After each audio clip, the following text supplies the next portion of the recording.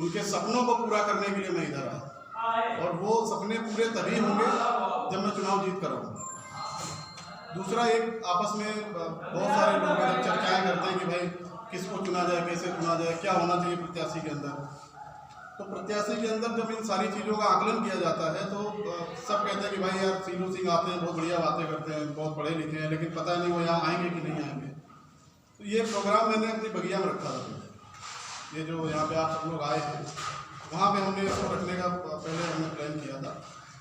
वहाँ से हटा के यहाँ पे दोबारा लाने का सिर्फ एक ही मकसद था कि यहाँ पे अगर मैं कोई बात कहूँगा तो आप शायद उस पर विश्वास जल्दी से करोगे, और वो शपथ रूप में होगा, कोई हवाई कोई बात नहीं होगी। तो आप सभी को मैं दोबारा से विश्वास दिलाता हूँ, अगर मैं चुनाव जीत के आता हूँ, 5 साल आपकी सेवा आपके बीच में रहकर करूँगा। और विकास कैसे होगा मैं आपको ये भी बताऊँगा, विकास कैसे होगा, विकास का स्तर क्या होगा। तो विकास और भ्रष्टाचार मेरे दो बहुत चर्चित शब्द हैं। पूरे चुनाव में 5 साल पहले 4 साल पहले जो मैंने वो लड़ाई संघर्ष पूरा आगे बढ़ाया, उसमें विकास और भ्रष्टाचार था, वो आज भी वही है और आगे भी वही रहेगा।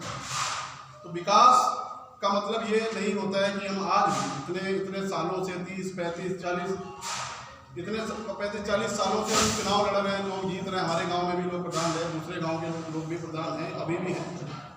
तो विकास की जो चर्चा होती है वो सिर्फ इस बात की चर्चा होती है कि ये खरंजा खराब हो गया है, अभी इसमें दोबारा से खरंजा बनवा, खरंजा पानी पीने के लिए नल, लोगों के लिए शौचालय, रहने के लिए छत, इन 3-4 मुद्दों के चुनाव अभी भी हो रहे हैं और यही जनता को मालूम है। ये विकास नहीं है। ये काम आज से 20 साल पहले पूरे हो जाने चाहिए। आज इतने साल के बाद भी बन्नापुर में कोई भी एक ऐसा रास्ता नहीं है जहाँ पे आप 4 व्हीलर बिना ब्रेक लगाए पहुँच जाओगे। एक रास्ता का आप नाम बता दो। कल मैं नए द्वार में इधर आया हुआ था, तो वहाँ पे भी पूरा कीचड़ था रास्ते में, उबड़ खाबड़ रास्ता है। मतलब कार अगर वहाँ से निकाल रहे हो तो बहुत हिम्मत की बात है गाड़ी निकालना।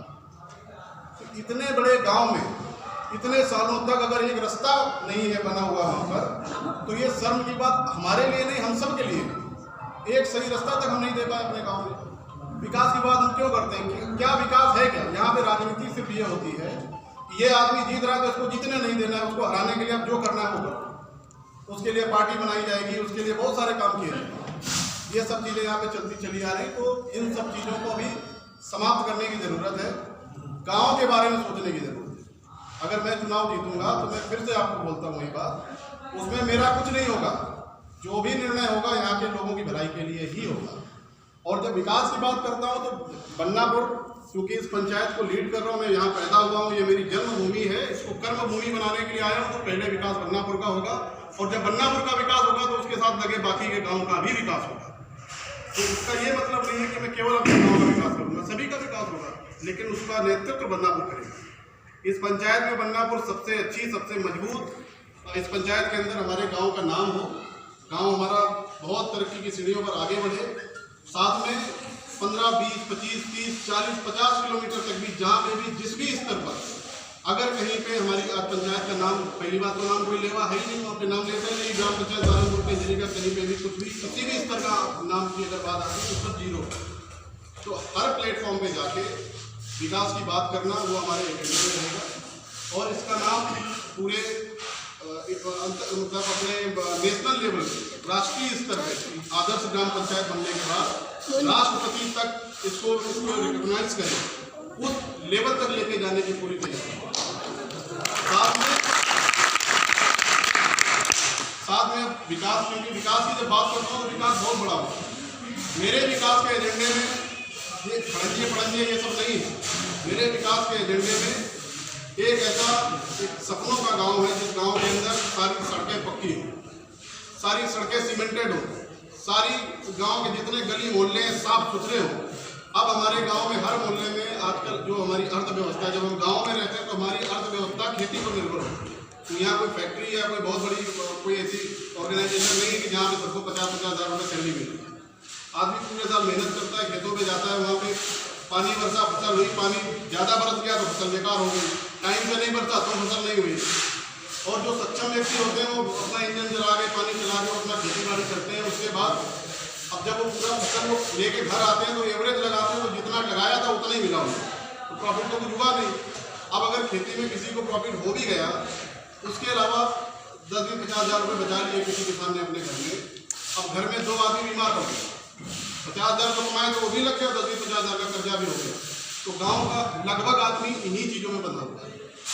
अब इस बात से सहमत है आप लोग? नहीं बताइए कि आपने 100 रुपये कमाए, जो मेहनत मजदूरी करने वाले लोग हैं 200-300 रुपये दिहाड़ी में काम करते हैं, वो 300 रुपये उन्होंने कमाए, अब घर में आए बीमारी हो गई। बीमारी होती क्यों? बीमारी इसलिए होती है कि बन्नापुर के अंदर ये मतलब हम सबके शर्म के लिए बात है। अगर यहाँ से जब हम सब उठें तो इस बात के लिए विचार भी करें और अपने आप इंतजार मत करो कोई दूसरा आएगा तब जाके सब काम होगा। सबसे पहले हमें जरूरत है अपने मोहल्ले अपने घर को साफ सुथरा रखने। साफ सफाई होगी, गंदी नालियाँ नहीं होंगी, कीड़े मकोड़े नहीं होंगे तो बीमारी आपकी वहीं से खत्म हो जाएगी 90%। जो बैक्टीरिया फैलता है मलेरिया का, डेंगू का, वो सब गंदे पानी से फैलता है, कीचड़ से फैलता है। कीचड़ तो हमारे गाँव की पहचान है, कहीं पर भी जाओ सब जगह कीचड़ मिलती है। तो सबसे पहले साफ सफाई अभियान चलेगा कि पूरा गांव साफ सुथरा हो। ये हमारा विकास होगा जब हम लोग जीत के आएंगे। पूरे गांव में हरियाली हो, हरे भरे पेड़ पौधे हो, हर गली मोहल्ले में ऑक्सीजन का स्तर जो अभी है उससे कम 20% ज़्यादा हो। ये हमारे अगले 5 साल का एजेंडा होगा। साथ में गाँव में एक ऐसा अस्पताल हो यहाँ से लोग भागते हैं गोलाघाट डॉक्टरों के पास में, कोई भी समस्या हो वहाँ गए, उनको बीमारी थी टाइफाइड की, उन्होंने इंजेक्शन लगा दिया मलेरिया का, वो केस निकल गया, फिर कानपुर लेके गए, इतना करने में उसकी अर्थव्यवस्था खराब हो। अब आदमी बचा नहीं बचा वो सब भगवान भरोसे हो जाता है। तो सबसे पहली ज़रूरत है कि विकास के लिए यहाँ पे गांव के अंदर अस्पताल हो, इंग्लिश मीडियम स्कूल हो, ठीक है, बैंकों का बैंकीकरण हो। यहाँ पे कोई एक बैंक है तो यहाँ पे आजकल क्या हो रहा है, विकसित पंचायतों में जाओ आपको हर बैंक मिलेगा, वहाँ पे सब बैंकों के ATM आपको मिलेंगे, ऐसा ही होता है। दूसरा जो खेती पड़ी हुई है अभी यहाँ पे बहुत सारी ज़मीनें पड़ी हुई हैं GS में, अभी भी बहुत सारी ज़मीन, तो उस GS का उपयोग लोगों की भलाई के लिए हो, अपनी भलाई के लिए। जो GS की ज़मीन पड़ी है जो अपने गांव में 20 किलोमीटर अंदर है, 10 किलोमीटर अंदर है, बहुत सारी ज़मीनें हैं जो रोड के किनारे लगी हुई हैं, अभी भी है। और ये मैं बिल्कुल आपको प्रमाण सहित बोल रहा हूँ, सब कुछ मैंने देखा है उसको समझा है, उसके बाद मैं आपको बता रहा हूँ कि बहुत सारी ज़मीन है, कई 100 बीघे ज़मीन। उस ज़मीन का उपयोग हमारे गांव की भलाई के लिए। जब गांव के लोग सक्षम होंगे तो वही गांव के लोग बाहर जाएंगे, तो उससे क्या होता है हमारे गांव का नाम भी बढ़ता है और गांव का स्वाभिमान भी बढ़ता है। दूसरा बात करते हैं भ्रष्टाचार की। तो भ्रष्टाचार कोई भी बोल देता है यार हम इससे भ्रष्टाचार खत्म कैसे होगा? उसका भ्रष्टाचार खत्म करने का, भ्रष्टाचार खत्म करने का बहुत सिंपल तरीका है। ये मेरा तरीका है, वो मैं आपको बता रहा हूँ। मैं चुनाव जीत के आऊँगा, भ्रष्टाचार 3 महीने के अंदर जड़ से खत्म हो जाएगा। पूरा भ्रष्टाचार खत्म करने के लिए जो उसका तरीका है वो कैसे खत्म होगा वो मैं आपको बताता हूँ। भ्रष्टाचार खत्म करने के लिए कुछ भी हमें ऐसा नहीं करना कि हमें जाके अतुल भाई के यहाँ को जाना कि भाई तुमने हमें वोट नहीं दिया तो क्यों तुम्हें मारेंगे, तुम्हें पीटेंगे, ये तरीका नहीं होगा। भ्रष्टाचार हटाने का तरीका सिंपल ये है, उसको आप समझिए, आपस में डिस्कशन करिए, उसके बाद में सोचना कि मैंने बताया था सही था या गलत था। भ्रष्टाचार इसलिए बढ़ता है कि हमारी पंचायत में अभी कोई भी ऐसा सक्षम व्यक्ति नहीं है जो इंग्लिश मीडियम से पढ़ा लिखा हो या हिंदी मीडियम पढ़ा हो, उसको अंग्रेजी आती हो, उसको कंप्यूटर चलाना आता हो, उसको इंग्लिश में एप्लीकेशन लिखनी आती हो, उसको अंग्रेजी में बात करनी आती हो, उसको अधिकारियों के सामने खड़े होकर अपनी पंचायत की बात रखनी आती हो।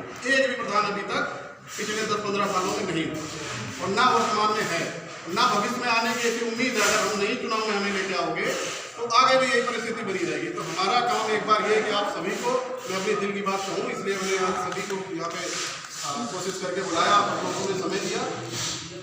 अब आपसे फिर से भ्रष्टाचार को दोबारा से आपको समझाता हूँ कैसे खत्म हो।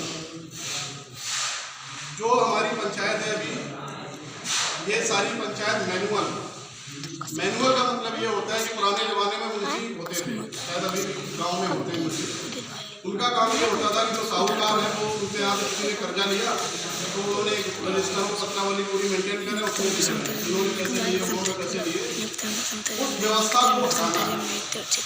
जब तक ये मैनुअल व्यवस्था रहेगी, मैनुअल व्यवस्था में क्या होता है कि पीछे पंडित जी बैठे हैं कि राजेश भैया जो है हमें वोट नहीं दिया था तो इनको हम कानूनी नहीं देंगे, ये है मैनुअल व्यवस्था। अब हमें किससे फायदा, हम केवल उनका नाम लिख के भेज रहे हैं। गवर्नमेंट मोदी सरकार जो भी है वो कहती है कि हर छत और हर व्यक्ति को शौचालय, ये तो गवर्नमेंट की योजना है। इसमें प्रधान और पंचायत मित्र का क्या रोल है?